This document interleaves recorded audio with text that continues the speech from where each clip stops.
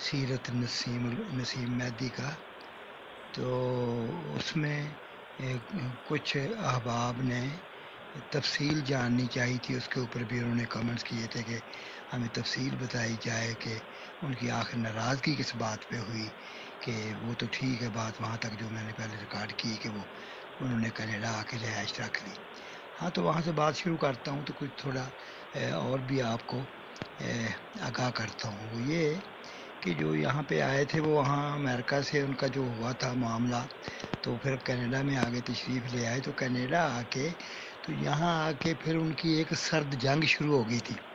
وہ سرد جنگ جیسے آپ جانتے ہیں امریکہ اور رشیا کے درمیان بڑے زمانے سے چل رہی ہے، اسی طرح نسیم مہدی صاحب کے بہت زیادہ تعلقات تھے وہاں پہ۔ انہوں نے جیسا کہ گروپ میں کچھ لوگوں نے اظہار کیا ہے کہ وہاں پہ خاندان نبوت کے اندر بھی ان کے بڑے ان کو تحفے تحائف بھجوایا کرتے تھے۔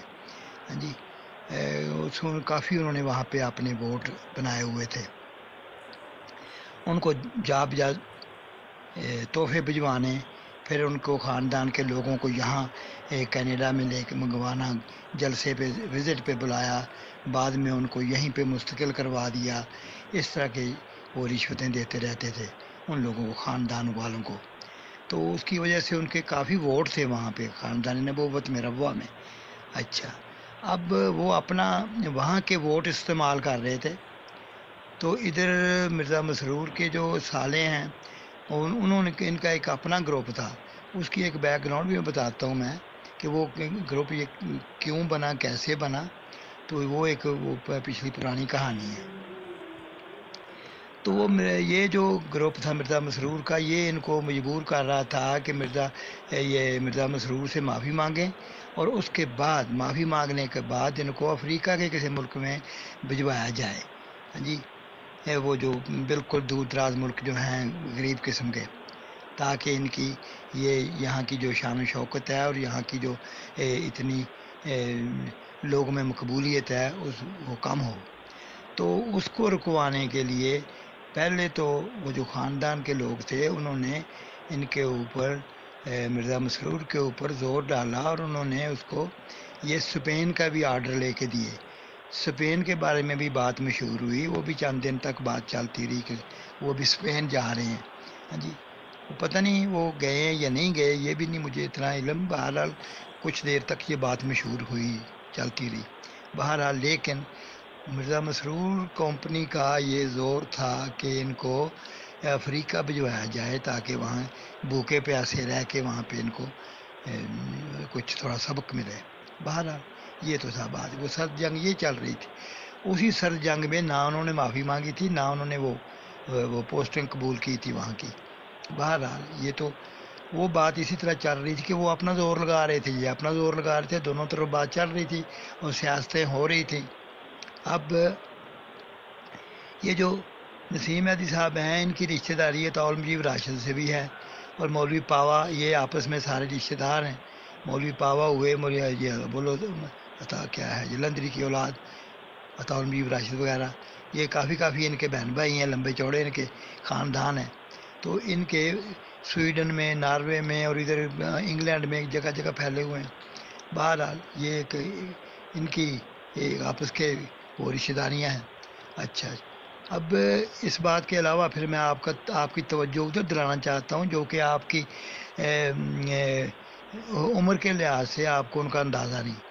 بات یہ ہے کہ اگر آپ سوچیں کہ خلیفہ ثانی نے 7 شادیاں کی تھیں، 7 شادیاں جو کی تھیں ان شادیوں کا مقصد ہی ایک تھا۔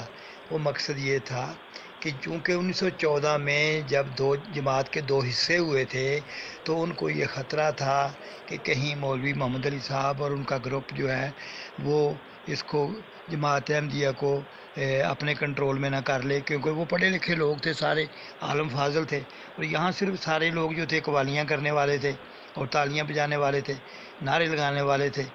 تو اس لیے ان کو یہ خدشہ تھا، تو پھر خلیفہ ثانی نے وہ مغلیہ بادشاہوں میں جو شہنشاہ اکبر نے طریقہ اپنایا تھا کہ ہر قبیلے سے شادی کی جائے تاکہ وہ قبیلہ ہمارے ساتھ اتفاق کرے۔ تو انہوں نے اب دیکھیں ان کی 7 شادیوں کے اوپر غور کریں کہ 7 شادیاں جو انہوں نے کیں وہ ہر ایک بڑے بڑے نامی گرامی بزرگ جو تھے، جن کی کافی مرید تھے جن لوگوں کے، سب سے پہلے خلیفہ اول کی بیٹی کو پکڑا، امتلئی کو، پھر اس کے بعد آگے چلتے جائیں باقی سارے پکڑے۔ یہ جو اس کی تھی اپنا مرزا طاہر کی ماں جو تھی، وہ اپنا سید سرور شاہ صاحب کی بیٹی تھی، وہ ایک بہت بڑے وہ بھی عالم تھے۔ اس طرح کر کے انہوں نے وہ سارے لوگ، وہ چھوٹی آپا اور دوسری جو تھی وہ میر محمد اسماعیل کی بیٹیاں تھیں دو۔ بہرحال یہ خلیفہ ثانی کا یہ طریقہ تھا کہ وہ سارے وہ ان کو قابو کیا جائے تاکہ کوئی خاندان میری مخالفت نہ کرے۔ اچھا، اب آپ دیکھیں بات آگے آتی ہے کہ جب اس وقت تو پھر یہ کام ہو گیا، لیکن جب ان کی اولادیں بڑی ہوئیں، وہ اولادوں نے آپس میں تفرقہ دیکھا، اس طرح دیکھا کہ یہ جو مرزا ناصر وغیرہ کی ماں ہیں، یہ نواب خاندان سے ہیں، نواب مبارکہ بیگم کی اولاد میں سے ہیں۔ جو مرزا ناصر جو خلیفہ ثالث تھے، ان کی جو شادی ہوئی وہ نواب مبارکہ کے گھر میں ہوئی۔ اسی طرح ان کی دوسری بھی جو بہن تھی وہ نواب مبارک یہ مرزا مبارک کی بیوی تھی، چھوٹے بھائی کی۔ تو ان کا وہ نوابی خاندان سے تعلق تھا، یہ 5-6 بھائی تھے یہ مرزا ناصر وغیرہ۔ اچھا، باقی کے جو تھے ان کے تعداد تھوڑی تھی، کسی کے 2 کسی کے 3 کر کے بھائی تھے۔ اب مرزا طاہر کا کوئی بھائی نہیں تھا، اس کی صرف بہنیں تھیں، وہی بہنیں جن کے آگے یہ جن میں سے رشتہ داری ان کی بنتی ہے مرزا مسرور کی۔ تو اپنا یہ شاہوں کا خاندان ہے یہ بی بی حکمی کا۔ اب یہ جب اولادیں بڑی ہوئیں تو ان اولادوں نے دیکھا کہ بھی خلافت کا سارا جھکاؤ ہے وہ ادھر ہی نوابی خاندان کی طرف ہے، مرزا ناصر کی طرف۔ اب جو آپ دیکھیں جب خلیفہ ثانی کی وفات ہوئی ہے تو اس وقت پہلا جھگڑا جو ہوا خلافت کے جھگڑا ہوا، تو وہ جھگڑا مرزا رفیع کا اور مرزا ناصر کا اس وقت چل پڑا۔ اس وقت وہ جھگڑے کی تفصیل تو ابھی نہیں میں بیان کر رہا، وہ آپ کو بھی الگ پتہ ہوگا۔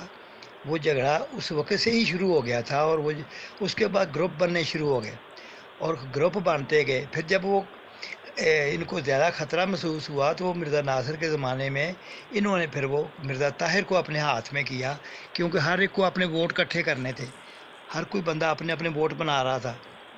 تو انہوں نے مرزا طاہر کو ساتھ میں لانے کے لیے، ان کا ووٹ حاصل کرنے کے لیے، وہ بی بی فائزہ کی شادی کی مرزا لقمان کے ساتھ۔